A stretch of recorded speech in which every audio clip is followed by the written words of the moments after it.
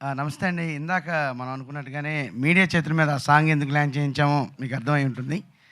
So, ఈ సాంగ్‌ని మీరు ఒక వారధిగా ఉండి ఈ సినిమాని ముందుకు తీసుకెళ్ళాలండి.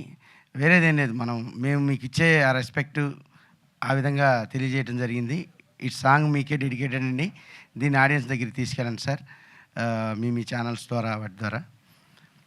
సో, ఇక 'డియర్ ఉమా' సినిమా విషయానికొస్తే ఇది ఒక చిన్న విషయం చెప్పి దాంట్లోకి వెళ్దామండి. అంటే ఇది హాస్పిటల్స్ గురించి చెప్పాం గనక ఒక వ్యక్తి చనిపోయాడు. ఒక ఐసీయూలో నుంచి ఏదో వెంటిలేటర్ మీద చనిపోయాడు. వాడు పైకెళ్ళాడు. స్వర్గమా, నరకమా అనే 2 ఛానల్స్ ఉన్నాయి అక్కడ. దేనికెళ్ళాలి? ఓసారి చూపిద్దాం రండి అని నరకానికి తీసుకెళ్ళి చూపించారు. ఎక్కడుంటావు బాబు నువ్వు అని. వాడు నరకానికి వెళ్ళి చూస్తే అక్కడ పెద్ద డైనింగ్ టేబుల్ ఉందంట. అటు ఇటు మనుషులు ఉన్నారు.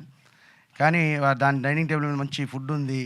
అంతా అద్భుతంగా ఉంది. కానీ వాళ్ళు బాగా చిక్కిపోయి శవాల్లాగా ఉన్నారు. ఏంటి ఈళ్ళు ఇంత నీరసంగా, నిస్పృహగా ఉన్నారు, ఏంటి జీవచ్ఛవాల్లా ఉన్నారు అని పక్కనోడిని అడిగితే వాళ్ళకున్నదేంటంటే, మనకి ఈ వేళ్ళకున్న గోళ్ళు ఏవైతే ఉన్నాయో దానికి మన చేతులంత కత్తుల్లాంటి వెపన్స్ ఉన్నాయన్నమాట. వాళ్ళు ఆ ఫుడ్‌ని తినలేకపోతున్నారు. పంచభక్ష పరమాణాలు ఉన్నా కూడా. అలా పట్టుకుంటున్నారు. నోటి దాకా రావట్లేదు. కింద పడేసుకుంటున్నారు. అలా నీరసించిపోయి ఉన్నారు. అమ్మో! ఇక్కడ నేను ఉండలేనండి. నన్ను స్వర్గానికి తీసుకెళ్ళండి అన్నాడు. స్వర్గం దగ్గరికి తీసుకెళ్తే అక్కడ కూడా సేమ్ సెటప్పే ఉంది. అదే టేబులు, అదే మనుషులు, అదే మంచి భోజనం అన్నీ ఉన్నాయి. ఆ షెడ్‌తో పెట్టిన భోజనాలు ఉన్నాయి. కానీ వాళ్ళు హెల్తీగా, హ్యాపీగా నవ్వుకుంటూ ప్రశాంతంగా ఉన్నారు. ఏంటి వీళ్ళకి వాళ్ళ చేతులకి అంతే విధమైన వెపన్స్ లాగా అంత పెద్ద గోల్డ్ కత్తులున్నాయి. మరి వాళ్ళేంటి ఇలా ఉన్నారని చూస్తే ఇక్కడోళ్ళు ఏంటంటే వాళ్ళు తినడానికి తినలేక కింద పడేసుకుంటున్నారు నరకంలో. ఆ స్వర్గంలో ఉన్నోళ్ళు ఏంటంటే ఒకళ్ళు తీసుకొని ఇంకోళ్ళు పెడుతున్నారు, ఇంకోళ్ళు తీసుకొని ఒకళ్ళు పెడుతూ ఆ విధంగా ఒకళ్ళనొకళ్ళు పంచుకుంటున్నారు. సో, ఏమని చెప్తున్నానంటే మనం ఎవరినైతే ఒకళ్ళకొకళ్ళు సహాయ సహకారాలు అందించుకుంటారో అదే స్వర్గం. ఎవరినైతే ఈర్ష్య ద్వేషాలతో మనం ద్వేషించుకుంటూ ఒకరిని కింద దొక్కాలి, మనం పైకి వెళ్ళాలి ఇది ఉందో అదే నరకం. ఎస్పెషల్లీ సినిమా ఫీల్డ్లో ఏదో తొక్కేస్తారా అయ్యి అంట. తొక్కేసి అనే టైం లేదు. అందరూ నిలదొక్కోవాలనే ప్రయత్నిస్తుంటారు. ఇక్కడ తొక్కేసుకునేంత టైం లేదు ఎవరికి. ఇక్కడ తొక్కేసుకోవడం కాదండి. మా సినిమా జర్నీలో అంటే ఇండస్ట్రీలో నేను ఒక 12 సంవత్సరాల నుంచి జర్నీ చేస్తున్నాను. ఈ జర్నీలో ఒకళ్ళకొకళ్ళు సపోర్ట్ చేసుకోవటం, సహకరించుకోవటం ఒకళ్ళకొకళ్ళు ఉందే తప్ప అలాంటివి ఏం లేవు. కనుక ఈ విషయాన్ని నేను చెప్పడం జరిగింది. ఎస్పెషల్లీ ఈ ప్రాజెక్ట్లో ముఖ్యంగా మా హోల్ టెక్నీషియన్స్ అందరు చీఫ్ టెక్నీషియన్స్ కానీ ఆఖరికి లైట్ బాయ్ మనకి ప్రతి ఒక్కళ్ళు అందరూ మాకు చాలా సహకరించబట్టే అదేవిధంగా ఆర్టిస్టులు, పెద్ద పెద్ద ఆర్టిస్టులు, పెద్ద పెద్ద టెక్నీషియన్స్ ఈరోజు ఈ స్టేజ్లో మేము నించొని ఆ సినిమా రిలీజింగ్ దాకా రాగలిగాము. సో, మా జర్నీని ఒక 2 నిమిషాలు చెప్తానండి. అంటే మా మేడం గారు ఇందాక మా జ్యోతిరెడ్డి గారు చెప్పినట్టు నేను ఇంతకుముందు ఒక షార్ట్ ఫిల్మ్ అసలు యాక్చువల్లీ మా ప్రస్థానం ఏంటంటే నేను బుర్రకథ అనే సినిమాకి ఒక రైటర్గా, ఒక చీఫ్ అసోసియేట్గా చేస్తున్న టైంలో సెకండ్ హీరోయిన్ లీడ్ కోసం మా హీరోయిన్ గారు అక్కడ ఫస్ట్ మీటింగ్ మాకు ఎవరో తెలియదు, నేనెవరో ఆమెకు తెలియదు. కలిసాము. ఆ తర్వాత కొన్ని రోజులకి ఒక ఫోన్ వచ్చింది. నేను ఇలా షార్ట్ ఫిల్మ్ చేద్దాం అనుకుంటున్నానండి, ఒకసారి నా స్క్రిప్ట్ వినండి అని. సరే కూర్చున్నాము. అది షార్ట్ ఫిల్మ్ చేసాము. లక్కీగా దానికి అవార్డు, రివార్డు వచ్చింది. పత్రిజీ గురూజీ గారు అవార్డు ఇచ్చారు దానికి. ఆ తర్వాత నెక్స్ట్ స్టెప్పు చూసుకుంటే తను ఒక కోవిడ్ వచ్చింది. ఆ కోవిడ్లో తను ఒక సబ్జెక్ట్ రాశారు. దానికి బిఫోర్ నేను ఒక సబ్జెక్ట్ చెప్పాను తనకి. చాలా బాగుందండి, మనం ట్రై చేద్దాం నా ఛానల్లో, నేను మీ ఛానల్లో మీద. కోవిడ్ అయ్యాక తను ఒకరోజు నన్ను పిలిచి ఒక సబ్జెక్ట్ చెప్పారండి. ఆ సబ్జెక్టే ఈ 'డియర్ ఉమా'. ఆ సబ్జెక్ట్ చెప్పిన తర్వాత రేపొద్దున థియేటర్లో మీరు ఎలా అయితే ఫీల్ అవుతారో అలా నేను ఫీల్ అయ్యాను. అది ఫీల్ అయిన తర్వాత సరే ఇది బాగుందండి అంటే తను ఒక కథని నమ్మి ఆ కథని సినిమాగా చేద్దామని ముందుకొచ్చారు. నేను ఆ కథను నమ్మి డైరెక్షన్ చేద్దామని ముందుకొచ్చాను. సరే డైరెక్టర్గా నేను కొత్త, తను కూడా ప్రొడ్యూసర్గా తను కొత్త. మా ఇద్దరిని నమ్మి ఎవరు వస్తారు? సరే వెళ్దామండి, ట్రై చేద్దాం. ఇద్దరం స్టార్ట్ చేసాం ఒక కథని నమ్మి. ఆ కథను తీసుకొని ఆ ట్రావెలింగ్లో ముందు నేను ఈ కథని తనకు తెలిసిన ప్రొడ్యూసర్స్, ఇన్వెస్టర్స్ వీళ్ళు చెప్తే వాళ్ళందరూ ఇది మార్చండి, అది పెట్టండి, ఇది అని చెప్తా ఉండటంతో లేదండి ఈ కథ కిల్ అవ్వకూడదు, మనమే దీన్ని ప్రొడ్యూస్ చేద్దాము. ఏ కష్టమైనా నేను నష్టమైనా దీనికి ప్రొడ్యూస్ చేస్తానండి. ఈ కథని యాజ్ ఇట్ ఈజ్గా మనం ఆడియన్స్కి అందించాలి. ఇది నాకు డ్రీమ్లో వచ్చింది. అంటే నా డ్రీమ్ నేను సినిమాలో హీరోయిన్గా అవుదామని, ప్రొడ్యూసర్గా అవుదాం అనేది నా డ్రీమ్ అయి ఉండొచ్చు. ఇది మాత్రం నా డ్రీమ్ ప్రాజెక్ట్. దీన్ని చాలా జాగ్రత్తగా మనం ఆడియన్స్కి అందించాలి. ఇది అందించాలంటే ఇది ఎంటర్టైన్మెంట్ కాదండి, ఇది సమాజానికి మన ఆడియన్స్కి చాలా అవసరమైన సినిమా అన్నప్పుడు, సరే అమ్మా మన ఇద్దరం ప్రయత్నం చేద్దాం. తర్వాత తన బ్యానర్ రిజిస్ట్రేషన్, ఆఫీసు ఇవన్నీ తీసుకున్నాం. ఎవ్వరూ లేరు. నగేష్ గారు, మేడం, నేను, నాతో పాటు ఒక అసిస్టెంట్ డైరెక్టర్ సోను, ఈ నలుగురితో స్టార్ట్ అయింది. ఆ తర్వాత ఇప్పుడు దీంట్లోకి మన మధు అని కో డైరెక్టర్ అండి. తను కొంచెం అగ్రెసివ్గా ఉంటాడు, హార్ష్గా బిహేవ్ చేస్తాడు, మెంటల్గా బిహేవ్ చేస్తాడు. తనకి చాలా ఫ్యాన్స్ ఫాలోయింగ్ కూడా ఉంటుంది. తనని చూస్తే అందరు పిచ్చోడు అనుకుంటారు. నిజం చెప్పాలంటే తను పిచ్చోడేనండి, సినిమా పిచ్చోడు. సినిమా కోసం ఏదైనా చేస్తాడు. ఒక ప్రాజెక్టుకి, ఒక డైరెక్టర్కి, ఒక ప్రొడక్షన్కి న్యాయం చేయడానికి ఎంత దూరమైనా వెళ్తాడు. అలాంటి క్యారెక్టరైజేషను. కన్నింగ్ లేదు కానీ ఆవేశం వల్ల తను చాలా మందికి విరోధిగా మిగిలిపోతూ ఉంటాడు. అదే అతనిలో ఉన్న గొప్పతనం. సో అతను జాయిన్ అయ్యాడు. జాయిన్ అయిన తర్వాత మేము ఒక మ్యూజిక్ డైరెక్టర్ రథన్ అనుకుంటున్నాం. ఈ సినిమాకి లవ్ స్టోరీ ఉంది, దీంట్లో యూత్ఫుల్ లవ్ స్టోరీ ఉంది. ఏంటి పరిస్థితి అంటే, రథన్ నెంబర్ అప్పట్లో ఎవరు, ఆయన పెద్ద సినిమాలు చేస్తున్నారు, పెద్ద బ్యానర్లో ఉన్నారు. ఆయన నెంబర్ చెన్నైలో ఉంది. మీకు ఎందుకు సార్, నేను తెస్తానంటూ 2 డేస్లో ఆయన నెంబర్ తీసుకొచ్చి ఆయనతో మాట్లాడేసేసి మేడం గారితో మాట్లాడి ఇచ్చేసాడు. వాళ్ళ మేనేజర్ ఏమన్నాడంటే, ఏంటంటే మేము పెద్ద సినిమాలు పెద్ద బ్యానర్స్లో చేసామండి, చిన్న ఇంత మటుకు చేయలేదు, కొత్త వాళ్ళు అంటున్నారు. సరే మా మ్యూజిక్ డైరెక్టర్ ఒప్పుకుంటారో లేదో, బట్ నేను మాట్లాడతానండి, ఎందుకంటే ఇవి స్టార్ట్ అవుతాయి, మధ్యలో ఆగిపోతాయి, ఎంత బ్యాడ్ నేమ్ వస్తుంది, ఇవన్నీ వద్దండి అనే నవీన్ అనే వ్యక్తి మాట్లాడటం జరిగింది, వాళ్ళ మేనేజర్. బట్ మీకు మళ్ళీ ఒకసారి మన మధు నిద్రపోతున్నా ఇతను ఒకసారి ఫోన్ చేస్తే వాళ్ళు లిఫ్ట్ చేసేదాకా చేస్తూనే ఉంటాడు. అలా లిఫ్ట్ చేసిన తర్వాత అతను మాకు లిఫ్ట్ ఇచ్చాడు. రాండి చెన్నైలో కథ విందాం, వీడి బాధ పడలేకపోతామంటే మేము వెళ్ళి కథ చెప్పామండి. ఆ కథ విన్నాక ఆయన మాతో హోప్ఫుల్గా లేరు. కూర్చున్నాక మేడం గారు నెరేట్ చేశారు. దాంట్లో కొన్ని కీలకమైన సన్నివేశాలు నేను నెరేట్ చేశాను. బట్ ఆయన ఒక విషయానికి, ఆ కథ మేము ఎంత నమ్మామో అంత మించి ఆయన నమ్మాడు. ఓకేనండి, మీది బ్యానరు, మీరు కొత్త డైరెక్టర్ ఏదో రైటర్గా ఉన్నా అన్నారు, మీరు ఎవరూ నాకు తెలియదు, ఈ కథలో ఒక సోల్ ఉంది, అది మా మదర్కి జరిగింది, నేను కనెక్ట్ అయ్యాను, నేను చేస్తున్నాను ఈ సినిమాని. వితిన్ ఒక్క సిట్టింగ్లో ఆయన చెప్పాడు. మేము హ్యాపీగా ఫ్లైట్ ఎక్కి వచ్చేసాం. ప్రశాంతంగా మ్యూజిక్ డైరెక్టర్ ఓకే అయిపోయాడు. రిమ్యునరేషన్ ఏంటండి అన్నారు మేడం గారు. ఈ సినిమాకి మీరు ఎలా ఇస్తే అలా చేద్దామండి, ఈ సినిమా నేను సోల్ పెట్టి చేస్తున్నానని చెప్పారు ఆ రోజు ఆయన. నెక్స్ట్ మా జర్నీ, మాకు కొంచెం ధైర్యం వచ్చింది. కథను మేమిద్దరమే కాదు, ఇంకో వ్యక్తి నమ్మాడు. కానీ మధుకి కథ తెలియదు. అయితే మేము ముందుకెళ్ళాక మధుని పిలిచి మా మేడం గారు అన్నారు, రాజు తోట గారు మనకి డిఓపిగా కావాలి. రాజు తోట గారు అప్పుడే చాలా పెద్ద సినిమాలు చేస్తున్నారు. అర్జున్ రెడ్డి లాంటి ఒక లవ్ స్టోరీ చేశారు. ఒక కమర్షియల్ ఎలిమెంట్స్తో మనకి రామ్ గారిది ఇస్మార్ట్ శంకర్ చేశారు. ఈ 2 సినిమాల యొక్క కాంబినేషన్ ఈ సినిమాలో ఉందండి. ఇంత ప్యాక్డ్గా చేయాలంటే మనకి ఆయనే కావాలని మేడం గారు అన్నాక, మళ్ళీ మన మధు తన ఫోన్ తీసుకొని మొదలుపెట్టాడు. తన ప్రస్థానంలో ఆయన ఫోన్ చేసి షూటింగ్లో ఉన్నాడు. తను ఊరు పేరు భైరవ కోన, ఓం బింబుష్ అనే 2 షూటింగ్లు ప్యారలల్గా చేస్తున్నాడు ఆయన. అలాంటి సందర్భంలో ఇతను ఫోన్ చేసి అతను షూటింగ్ డిస్టర్బ్ అతను తీసుకొచ్చాడు. ఫైనల్గా మేము మళ్ళీ కూర్చున్నాం. రాజ్ తోట గారు ఏమన్నారంటే, నేను ఏదైనా ఒక సినిమాని పిక్ చేస్తే నా 4-5 సినిమాల్లో అది పెట్టి చూస్తే అది దాంట్లో కూర్చోవాలండి, అలా ఉంటేనే నేను చేస్తాను, సరే స్టోరీ చెప్పండి అన్నాడు. ఆయన స్టోరీ చెప్పాము. ఆయన ఒక అరగంట ఏం మాట్లాడలేదు. స్టోరీ అన్నాక నచ్చిందా నచ్చలేదా మాకు టెన్షన్ వచ్చాడు. మళ్ళీ లోపలికి వచ్చి, ఈ స్టోరీ నేను చేస్తున్నానండి, కొత్త బ్యానరు, కొత్త డైరెక్టర్ ఇవన్నీ పక్కన పెట్టండి, ఈ స్టోరీకి బ్యాక్ బోన్గా నేను ఉండి చేస్తాను, నా 2 సినిమాలు షూట్ జరుగుతున్నాయి, ఆ డేట్స్ ఏ విధమైన క్లాష్ లేకుండా మీరు ప్లాన్ చేసుకోండి చెప్పి వెళ్ళిపోయాడు. స్టోరీని ఒక పెద్ద మ్యూజిక్ డైరెక్టర్, ఒక పెద్ద డిఓపి గారు నమ్మేశారు. ఇంకా ఆ తర్వాత మాకు ఈ సినిమాకి ఓకే సెటప్ అయిపోయింది, మ్యూజిక్ విజన్ దొరికిపోయింది. నెక్స్ట్ సెటప్ ఈ షూటింగ్కి ఆర్టిస్టులు, పెద్ద ఆర్టిస్టులు కావాలి. మన మధు ఫోన్ చేస్తే వాళ్ళు రాకపోగా కొడతారు, తిడతారు. ఇప్పుడు మనకు మంచి మేనేజర్ కావాలి. ఎవరు అంటే, మనకి మేనేజర్ అంటే ఏదో వచ్చేసి ఆయన జీతం తీసేసుకొని వెళ్ళిపోయి సినిమాతో సంబంధం లేదనే వాళ్ళు కాదు. Whole and so last minute release వరకు ఉండే ఒక మేనేజర్ ఉండాలి. ఆయన పెద్దోడై ఉండాలి. మన సినిమాని నమ్మి అందరు ఆర్టిస్టులతో ఆయనకి రిలేషన్ ఉన్న వ్యక్తి కావాలంటే, నాకు ఎక్కడో కోన వెంకట గారి దగ్గర నేను రైటింగ్ డిపార్ట్మెంట్లో చేస్తున్నప్పుడు చక్రవర్తి గారు ఒక ముఖపరిచయం మధుకి చెప్పా. చక్రవర్తి అని నాకు తెలియపోవడం అంటే, మధు అనే వ్యక్తికి ఇండస్ట్రీలో తెలియని వాళ్ళు ఉండరు, మధు తెలియని వాడు ఉండడు. ఇతను ఆయనకి ఫోన్ చేసి తీసుకొచ్చాడు. ఫైనల్లీ ఆయన వచ్చారు, చక్రవర్తి గారు వచ్చి ఆయన చెప్పాడంటే, మధుకి చిన్న సినిమాలు నేను చేయను, ఇప్పుడు ఏకే ఎంటర్టైన్మెంట్స్ చేస్తున్నాను, అదేవిధంగా 14 రీల్స్ ఎంటర్టైన్మెంట్ చేస్తున్నాను రా, ఒకప్పుడు ఏదో చేశాను, ఇప్పుడు పరిస్థితులు బాగోలేదు, సరే నువ్వు ఫోన్ చేసి నన్ను నిద్రపోనిట్లేదు కనుక వస్తాను, అదేదో నా గోడు చెప్పుకుంటాను వచ్చాడు అతను మా ఆఫీస్కి. మేడం గారు మేము కూర్చొని, ఎవరికైనా ప్రొడ్యూసర్ కానీ డైరెక్టర్ కానీ ఒక మేనేజర్ని పిలిచి, ఇంత బడ్జెట్ అండి, మీ రెమ్యునరేషన్ ఎంత అని మాట్లాడతారు, మేము అది కాదు కథ చెప్పాము ఆయనకు కూడా. ఆయన కథ విన్నాక చాలా ఏడ్ చేశాడు.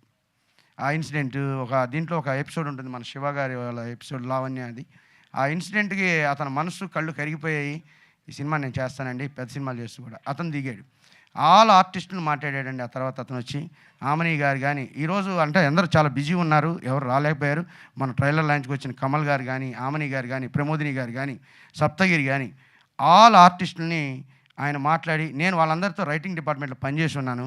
బట్ నేను మాట్లాడితే అది ప్రొఫెషనల్గా ఉండదు. తన ద్వారా మాట్లాడించి ఇంటెన్స్ క్రియేట్ చేసి అందరినీ, ఎంత బిజీ డేట్లో ఈరోజు చూస్తూనే ఉన్నాం, టెక్నీషియన్స్, మీడియా అందరూ వెబ్ సిరీస్ అని, సీరియల్స్ అని, మూవీస్ అని చాలా బిజీగా ఉన్నారు. ఎవరికి ఒక క్షణం టైం లేదు. ఆడియన్స్ కూడా బిజీగా ఉన్నారు. అయితే ఈ టైంలో వీళ్ళందరినీ సరైన టయానికి మా డేట్స్ క్లాష్ అవ్వకుండా తీసుకొచ్చారు. ఇది జరుగుతున్నప్పుడు ఇదంతా అయిపోతుంది, ఒక సెటప్. ఇప్పుడు హీరో కావాలి మాకు. అప్పుడు దసరా సినిమా రిలీజ్ అయ్యి, ఆ దసరా సినిమాలో మనకి దీక్షిత్ శెట్టి అనే క్యారెక్టర్ ఈ సినిమాకి సరిపోతారనుకొని మేము వెంటనే ఆయన్ని ఫోన్ చేసి అప్రోచ్ అయ్యి బెంగళూరు ఆయనకి స్క్రిప్ట్ పంపించమన్నారు. వాళ్ళ టీంతో స్క్రిప్ట్ చదివారు. ఆయన కూడా చాలా ఎగ్జైట్ అయ్యాడు. చాలా బాగుందండి, అతనికి ఒక టీం ఉంది అంతా వాళ్ళు వెరిఫై చేసి ఒకసారి నరేషన్ ఇమ్మంటే నేను మన నగేష్ గారు వెళ్ళి బెంగళూరు వెళ్ళి నరేట్ చేసాం ఆ సబ్జెక్ట్. అతను చాలా హ్యాపీ ఫీల్ అయ్యాడు, ఈ సబ్జెక్ట్ మనం చేస్తున్నాము. బట్ అతనికి అప్పుడు దసరా వల్ల కొన్ని డేట్స్ క్లాష్ అయ్యి, నాకు 7 months టైం ఇవ్వండి నేను రావాలంటే, నాకు నెట్ఫ్లిక్స్ అవి ఉన్నాయి కొన్ని విషయాలు, ఆ డేట్స్ అన్నీ చూసుకొని రావాలనేసరికి, లేదండి ఇప్పటికే మేము స్క్రిప్ట్ అని అది అని అప్పటికే 6 months గడిచిపోయాయి. సో మనం షూటింగ్కి వెళ్ళాలన్న ఒక మూడ్లో అందరూ టెక్నీషియన్స్ ఓకే అయ్యారు, ఆర్టిస్టులు కూడా ఓకే అవుతున్నారు. ఈ టైంలో ఎలా అని ఆయన్ని మీరే కొంచెం మాకు టైం ఇవ్వాలని చాలా ట్రై చేసాం. ఆయన ట్రై చేశారు అటు నుంచి. బట్ ఆయన ఒక మాట అన్నారండి ఆ రోజు, ఈ స్క్రిప్ట్ చదివాను, ఇట్స్ గ్రేట్ స్క్రిప్ట్, చాలా డైలాగ్స్ కానీ స్క్రీన్ ప్లే కానీ చాలా బాగుంది, మా టీం కూడా దీన్ని ఓకే చేశారు. బట్ ఆయన అన్న మాట ఏంటంటే, నేను దీంట్లో చేసినా చేయకపోయినా ఈ స్క్రిప్టే మీకు టెక్నీషియన్స్ని తీసుకొస్తుంది, ఆర్టిస్టులను తీసుకొస్తుంది, ఫైనల్గా మీకు ఆడియన్స్ని కూడా తీసుకొస్తా అని చెప్పాడండి ఆయన ఆ రోజు. సరే ఏదోలే, ఆయన మమ్మల్ని ఈ స్క్రిప్ట్లో ఆయనకి అంటే ఆ షూటింగ్కి రాలేక మాకు డైట్స్ ఇవ్వలేక అలా మమ్మల్ని బాధపడకుండా ఉండటం కోసం చెప్పాడేమో అనుకున్నాము. ఆయన చెప్పేసరికి మాకు ఓకే అయింది. రాజ్ తోట గారు, అర్జున్ రెడ్డి, తర్వాత ఈయన రోదన్ గారు. బట్ ఆయన ఆ మాట చెప్పి మేము ఆఫీస్కి వచ్చిన తర్వాత దీక్షిత్ శెట్టి గారిది కూడా ఇక్కడే జరుగుతున్నాయి షూటింగ్స్. ఆటోమేటిక్గా నిజంగానే స్క్రిప్ట్ డిమాండ్ చేసి అందరిని తీసుకొచ్చిందండి. సో అప్పటి నుంచి స్టార్ట్ అయిన మా షూటింగు. ఆ తర్వాత మా ఎడిటర్ గారిని తీసుకున్నాం. ఎడిటర్ గారిని ఒక మాట అడిగామన్నమాట. ఆయనకి సబ్జెక్ట్ చెప్పాం. మేము సబ్జెక్ట్ చెప్పినప్పుడు ఆన్ స్క్రీన్కి అది వెళ్తే 3 hours అవుతుందండి, ఒక 2 hours, 2.5 hours, 2:15 వరకు దీన్ని చేయడానికి ట్రై చేయండి. ఆయన స్టోరీ వినగానే ఎడిటింగ్ స్టార్ట్ చేశాడు అక్కడే.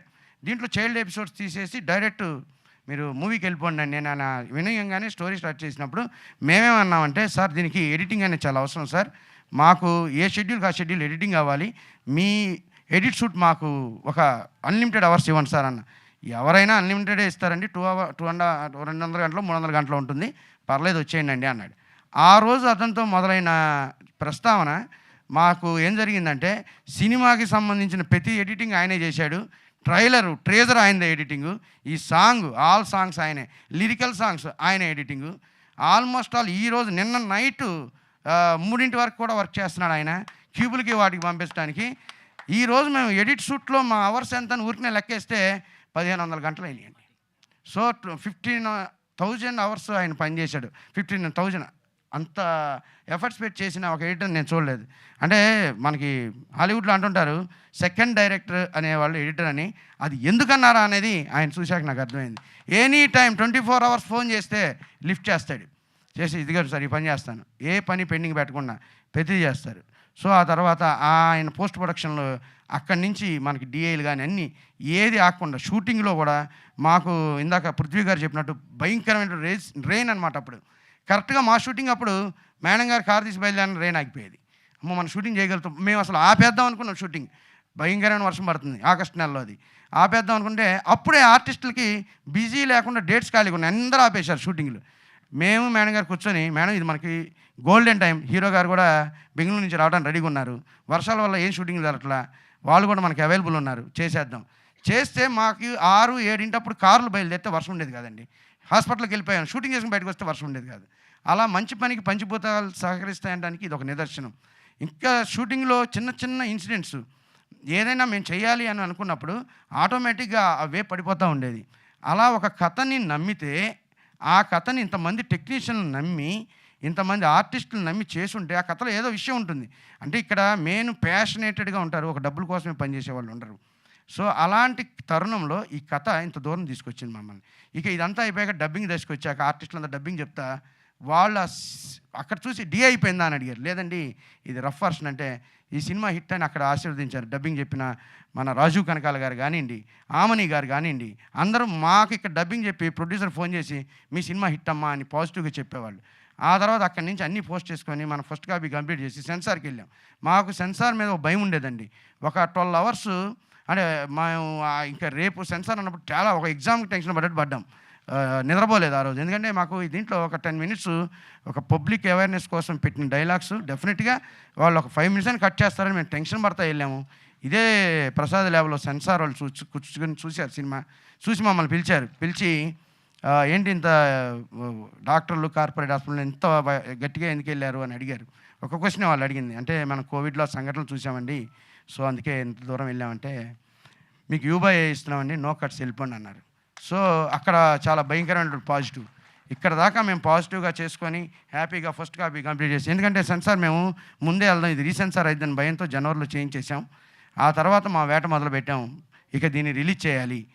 ఇక్కడ దాకా అందరి ఈ కథను నమ్మారు, మమ్మల్ని నమ్మారా లేదని పక్కన పెడితే ఆ కథ ఎంత దూరం తీసుకొచ్చింది సెన్సార్ వాళ్ళు కూడా నమ్మారు.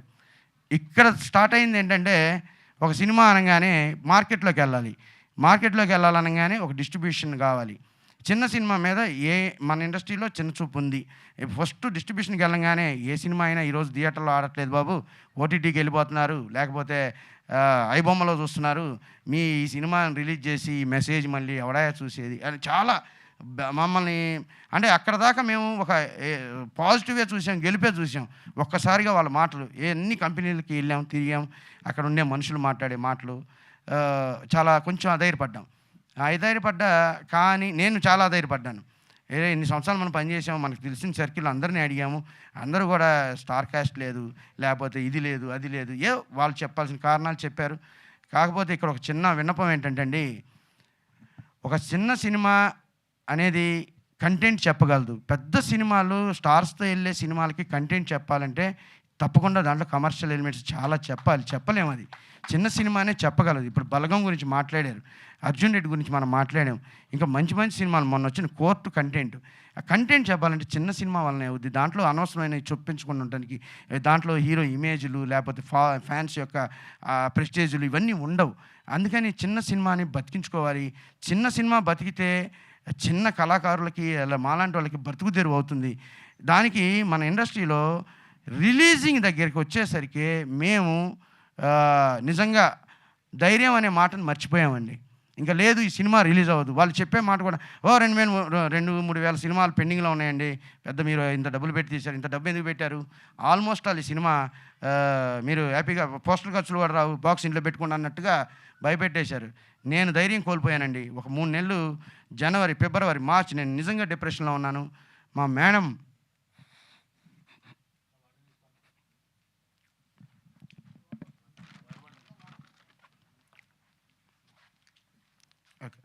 సుమయారెడ్డి గారికి నిజంగా చాలా హ్యాండ్సప్ చెప్పాలండి. తను హీరోయిన్ కాదు, ఈజ్ అ హీరో.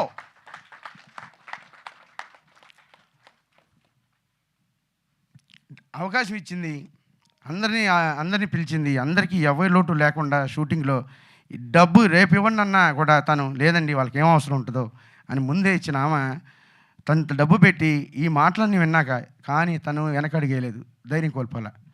నేను డిప్రెషన్కి వెళ్ళినా కూడా నాకు ధైర్యం చెప్పి, సార్ నేను సినిమా చూశాను, జనవరి 1st రోజు ఫోన్ చేశారు, నేను మళ్ళీ 2 సార్లు సినిమా చూశాను సార్, ఒక్క షాటు సెన్సార్ వాళ్ళు కట్ చేయడం కాదు మనం కూడా కట్ చేయకూడదు, చాలా బాగుంది, 2.5 గంటల సినిమా థియేటర్లో ప్రతి ఆడియన్స్ని కదిలిస్తుంది, కరిగిస్తుంది, మీరు అసలు బాధపడద్దు, ఎవరు వచ్చినా రాకపోయినా ఈ సినిమా మనం రిలీజ్ చేస్తున్నాం, మీరు టెన్షన్ పడద్దని ధైర్యాన్ని ఇచ్చారండి. తన ధైర్యం అంటే మనం ఏదో అంటే ధైర్యం అంటేనే అమ్మాయి, ఆ లేడీస్ అంటే అమ్మని చూసాము, మన ఇంట్లో చెల్లిని చూసాము, అందరినీ భార్యను చూసాము, చెల్లిని చూసాము, అందరూ కూడా ధైర్యమే, వాళ్ళకు ఉండేది ధైర్యమే. మనకు ఉండే ధైర్యం కనపడతాం మనం, వాళ్ళు కనపడరు అంతే. అంటే మగవాడి జీవితంలో ఆడది లేనిది అక్కడ అసలు ఆడది లేకపోతే మగవాడి జీవితం ఎక్కడ అన్నంత ఫీల్ నాకు ఆమెకి ఆ డిస్ట్రిబ్యూషన్కి వెళ్ళినప్పుడు నేను పడ్డ భయానికి తను ఉన్న ధైర్యానికి మధ్య నాకు అప్పుడు అనిపించింది. తను నేను మదర్గా ఫీల్ అవుతానండి, తను కూడా నన్ను ఒక సన్గా ఫీల్ అవుతారు. నేను పెద్ద వయసు ఉన్న ఆయన కూడా, దట్స్ మ్యాటర్. అయితే ఆ టైంలో తను తీసుకున్న డెసిషన్, వెళ్దాం ఇంకా మనం ఎవరైనా కలుద్దాం, అలా కలిసి చివరికి నేను ఇంకా చెప్పబోయే విషయం ఏంటంటే, చిన్న సినిమాని బతికించాలంటే మన ఏదైతే ఫిల్మ్ ఛాంబర్స్ ఉన్నాయో అవి ఒక 100 థియేటర్స్ ఒక చిన్న సినిమాకి ఇవ్వండి. అక్కడ తక్కువ రేటు పెట్టండి టికెట్లు. ఎందుకంటే పెద్ద సినిమా రేంజ్లో మనం ఇక్కడ డబ్బు ఖర్చు పెట్టాం. టికెట్లు తక్కువ పెట్టి 100 థియేటర్లు కనుక ఇవ్వగలిగితే, దాంట్లో చిన్న సినిమా ఒక వారం పూట ఆడితే అక్కడ బాగుంటే పెద్ద థియేటర్స్ తీసుకుంటారు, అందరికీ ఉపయోగపడుతుంది. కానీ ఆ థియేటర్కి రిలీజింగ్ లేక చాలామంది ఇది ఇబ్బంది పడుతున్నారు. అక్కడ రిలీజింగ్ లేకపోతే ఓటీటీ వాళ్ళు కానీ ఎవరు సినిమాని తీసుకోవట్లేదు. దాన్ని నమ్ముకున్న కళాకారులు వీళ్ళందరూ ఇబ్బంది పడుతున్నారు. సో మనకి అదేవిధంగా పెద్ద సినిమా 1000 కోట్లలో తీసే సినిమాకి ఒకే బేటాలు తీసుకుంటున్నారు, చిన్న సినిమాకి ఒకే బేటాలు వేస్తున్నారు. కొంచెం దీనికి సబ్సిడీలు కలిగించి చిన్న సినిమాని బతికిస్తే నేను అన్నట్టుగా మాలాంటి కళాకారులు ఎంతోమంది వస్తారు. ఈరోజు 1000 కోట్లతో సినిమా తీస్తున్న రాజమౌళి గారు కూడా స్టూడెంట్ నెంబర్ 1 అనే ఒక చిన్న సినిమాతోనే అడుగువేశారండి. చిన్న సినిమాని దయచేసి అవకాశం ఇచ్చి బతికించండి. ఎందుకంటే అది నిజంగా ఇప్పుడు చిన్న సినిమా వెంటిలేటర్ మీద ఉందండి. నేను ఇది హాస్పిటల్ బ్యాక్డ్రాప్లో చెప్పే కనుక ఆ ప్రొడ్యూసర్ ఒక సినిమా తీసి వెనక్కి వెళ్ళిపోవడం కానీ ముందుకు వచ్చిన వాళ్ళు లేరు. దానికి ఏదో పెద్ద బ్యానర్ ఉంటే కానీ ముందుకు తీసుకొచ్చే పరిస్థితి కనపడట్లేదు. దయచేసి చిన్న సినిమాకు అవకాశం ఇవ్వండి. ఎందరో కొత్త టెక్నీషియన్కి అవకాశం వచ్చేలాగా చేయండి. ఇది నా రిక్వెస్ట్. ఇక మాది ఇక్కడితో అయిపోయాక ఇలాంటి సమయంలో మేము తిరుగుతా ఒక డిస్ట్రిబ్యూటర్ని కలిసామండి. ఆయన మా ట్రైలర్ చూసి అన్నారు, దీపా ఆర్ట్స్ డిస్ట్రిబ్యూటర్ శ్రీనివాస్ గౌడ్ గారండి, ఇప్పుడు వరకు మాకు సినిమా రిలీజ్ అవ్వదు అని చెప్పిన మాటే విన్నాము. ఆ టెన్షన్గా వెళ్ళాము. ఆయన చూసి, ఎవరు ఏం చేసినా చేయకపోయినా మీరు ఏ డేట్ అనుకుంటున్నారో, మేము కరెక్ట్గా ఏప్రిల్ 1వ తారీఖు కలిసాము ఆయన్ని. మేడం గారు నేను ఈ డేట్ అనుకుంటున్నానండి, మీ డేట్కి నేను థియేటర్స్ పెడతాను, ఈ సినిమా మనం రిలీజ్ చేస్తున్నాము, మీరు ఏమి ఇవ్వాలనుకుంటున్నారు అది ఇవ్వండి, నేనేం చేయాలనుకుంటున్నాను చేస్తున్నాను భరోసా ఇచ్చారు. ఒక చిన్న సినిమా రిలీజ్ అవుతుందా లేదా, డిస్ట్రిబ్యూటర్ వస్తాడా రాడా అన్న టైంలో శ్రీనివాస్ గౌడ్ గారు అన్న ఒక వ్యక్తి, తను ముక్కుసూటి మనిషి, విమర్శనాత్మక మాట్లాడతారు, టీచింగ్ ప్రొఫెషన్లో ఉన్నారు, బట్ ఇన్నర్గా ఆయన హెల్ప్ చేస్తారు. అదే హెల్ప్తో ఈరోజు మాకు థియేటర్స్ పెట్టారు.